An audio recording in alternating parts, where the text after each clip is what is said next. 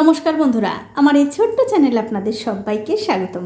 আমি আজকে আপনাদের একদম বাঙালি স্টাইলে খাসির মাংস রান্না করে দেখাবো। আশা করি এই রান্নাটা দেখার পর আপনাদের ভালো লাগবে। তো খাসির মাংস রান্না করার জন্য দেখতে পাচ্ছেন এখানে আমি 500 গ্রাম খাসির মাংস ধুয়ে পরিষ্কার করে নিয়েছি। এখন আমি এই মাংসটা কিছু মশলা দিয়ে মাখিয়ে নেব। সবার আগে দিয়ে দিলাম 1 চামচ মিট মশলা, 1 চামচ কাশ্মীরি লঙ্কার গুঁড়ো, হাফ চামচ হলুদের গুঁড়ো, 1 চামচ লঙ্কার গুঁড়ো, 1 চামচ জিরার গুঁড়ো, হাফ চামচ ধনিয়ার গুঁড়ো, স্বাদ মতো নুন, 1 চামচ রসুন বাটা, 1 চামচ আদা বাটা, 1 চামচ কাঁচা লঙ্কা বাটা, একটা কুচনো পেঁয়াজ। সবশেষে এর মধ্যে একটুখানি সর্ষের তেল দিয়ে খুব ভালো করে মাখিয়ে নিতে হবে।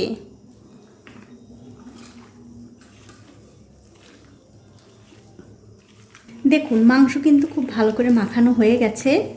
এখন একটা ঢাকা দিয়ে আধ ঘন্টার জন্য রেখে দেব। এখন একটা কড়াইতে দিয়ে দিচ্ছি সাদা তেল। কিছুক্ষণ পর যখন দেখবেন এই তেলটা খুব ভালো করে গরম হয়ে গেছে, তখন এই তেলের মধ্যে কিছু আলু দিয়ে ভেজে নিতে হবে। তবে বন্ধুরা, আলুগুলো ভাজার সময় কিন্তু অবশ্যই একটু নুন আর হলুদ দিয়ে মাখিয়ে নিয়ে তারপরে ভাজবেন।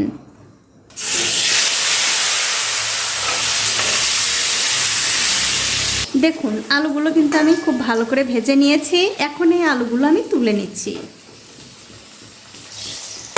আলুগুলো তুলে নেবার পর ফোড়নের জন্য ওই তেলেই দিয়ে দিচ্ছি 2টো তেজপাতা, 2টো শুকনো লঙ্কা, গোটা গরম মশলা, এর মধ্যে আছে দারচিনি, এলাচ আর লবঙ্গ। সাথে দিয়ে দিলাম 1 চামচ গোটা জিরা। এবারে তেলের সঙ্গে এই ফোড়নগুলো একটু ভালো করে ভেজে নিয়ে যখন দেখবেন ফোড়ন থেকে খুব সুন্দর একটা গন্ধ বেরোচ্ছে, তখন এর মধ্যে দিয়ে দিতে হবে পেঁয়াজ কুচি। আর পেঁয়াজগুলো যাতে খুব তাড়াতাড়ি নরম হয়ে যায় তার জন্য দিয়ে দিচ্ছি 1 চামচ নুন। এবারে ফোড়নের সঙ্গে এই পেঁয়াজগুলো খুব ভালো করে ভেজে নিতে হবে। এখানে কিন্তু বন্ধুরা আমি 3 থেকে 4টে পেঁয়াজ আমি দিয়ে দিয়েছি।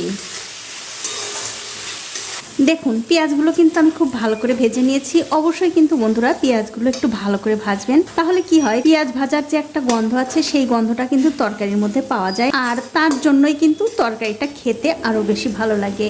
দেখুন পেঁয়াজ কিন্তু খুব সুন্দর করে আমি লাল লাল করে ভেজে নিয়েছি। এখন এর মধ্যে দিয়ে দিচ্ছি 1 চামচ আদা বাটা আর 1 চামচ রসুন বাটা। সাথে দিয়ে দিচ্ছি স্বাদ মতো নুন। তবে বন্ধুরা নুনটা কিন্তু অবশ্যই আপনারা বুঝে দেবেন, তার কারণ অনেকবার নুন দেওয়া আছে। দিয়ে দেব হাফ চামচ লঙ্কার গুঁড়ো, 1 চামচ জিরার গুঁড়ো, হাফ চামচ হলুদের গুঁড়ো আর 1 চামচ ধনিয়ার গুঁড়ো। এখন আমি এর মধ্যে সামান্য একটু জল দিয়ে এই মশলাটা খুব ভালো করে কষিয়ে নেব। দেখুন 3-4 মিনিট সময় ধরে এই মশলা কিন্তু আমি খুব ভালো করে কষিয়ে নিয়েছি। তবে বন্ধুরা, এই মশলা কষানোর সময় যদি দেখেন একদম শুকনো শুকনো হয়ে যাচ্ছে, তখন কিন্তু এর মধ্যে জল দিয়ে এই মশলাটা খুব ভালো করে কষিয়ে নিতে পারেন। দেখুন মশলা কিন্তু কষানো হয়ে গেছে, দেখতেই পাচ্ছেন মশলা থেকে কিন্তু তেলও ছাড়তে শুরু করেছে। এখন আমি এর মধ্যে দিয়ে দিচ্ছি আগে থেকে মাখিয়ে রাখা সেই খাসির মাংস। মাংস মাখানোর পাত্রটা ধুয়ে একটুখানি জলও আমি দিয়ে দিলাম, আর তার সাথে দিচ্ছি একটা রসুন। এবারে গ্যাসের ফ্লেমটা মিডিয়ামে রেখে এই মাংসটা মশলার সঙ্গে খুব ভালো করে 7 থেকে 8 মিনিট কষিয়ে নিতে হবে। দেখুন একটা ঢাকা দিয়ে 7-8 মিনিট সময় ধরে এই মাংস কিন্তু আমি খুব ভালো করে কষিয়ে নিয়েছি। দেখতেই পাচ্ছেন মাংস কিন্তু খুব ভালো করে কষানো হয়ে গেছে। এখন আমি গ্যাসের ফ্লেমটা বাড়িয়ে দিয়ে এর মধ্যে ঝোলের জন্য দিয়ে দিচ্ছি গরম জল। জলটা দিয়ে দেবার পর এই মাংসের সঙ্গে খুব ভালো করে মিশিয়ে দিয়ে এই মাংসগুলো আমি একটা প্রেসার কুকারে দিয়ে দেব। প্রেসার কুকারে দিলে কি হবে, খুব তাড়াতাড়ি এই মাংসগুলো নরম হয়ে যাবে।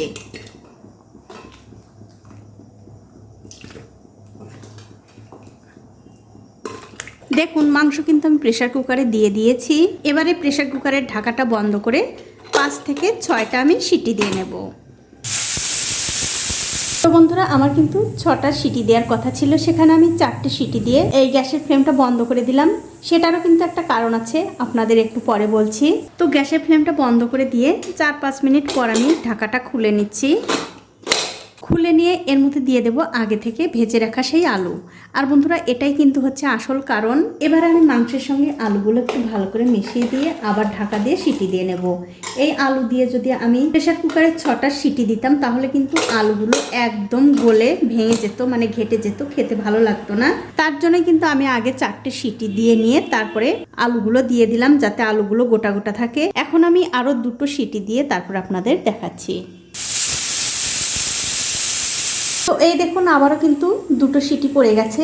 এখন আমি গ্যাসের ফ্লেমটা বন্ধ করে দিয়ে কিছুক্ষণ পর আমি প্রেসার কুকারের ঢাকাটা খুলে নেব। তো 5-7 মিনিট পর আমি আবার প্রেসার কুকারের ঢাকাটা খুলে নিচ্ছি।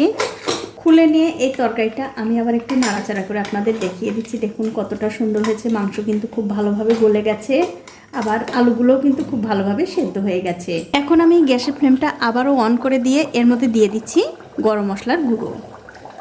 গরম মশলার গুঁড়োটা এই তরকারির সঙ্গে আমি আবার একটু ভালো করে মিশিয়ে দেব। মিশিয়ে দিয়ে 2 থেকে 3 মিনিট আবার একটু রান্না করে নেব।